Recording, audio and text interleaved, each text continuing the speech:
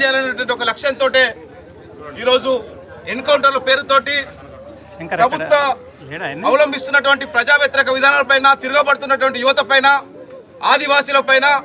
హక్కుల కోసం పోరాడుతున్నటువంటి కవులు, కళాకారులు, రచయితల పైన ఈరోజు అర్బన్ నక్సలైట్ల పేరుతోటి తప్పుడు కేసులు పెట్టి జైళ్లలో నిర్బంధించడాన్ని, పట్టభాగాలు ఈరోజు పిట్టల్లా కాల్ చంపడాన్ని, ఈ హక్కును ఎవరిచ్చారని చెప్పి మేము సిపిఐ పార్టీగా ప్రశ్నిస్తా ఉన్నాం. ఎందుకంటే మిత్రులారా, ఈరోజు అమిత్ షా, నరేంద్ర మోడీ అనుకుంటా ఉన్నారు కావచ్చు, ఒక రామచంద్ర రెడ్డిని చంపినంత మాత్రానో మిగతా ప్రజా హక్కుల కోసం కొట్లాడుతున్నటువంటి బూటకు ఎన్కౌంటర్లతో హత్యలు చేస్తున్నటువంటి వారిపైన మీరు చేస్తున్నటువంటి హత్యలు ఏదో తాత్కాలికం తప్ప, మీకు చిత్తశుద్ధి ఉంటే పాలక ప్రభుత్వాలకు నిజంగా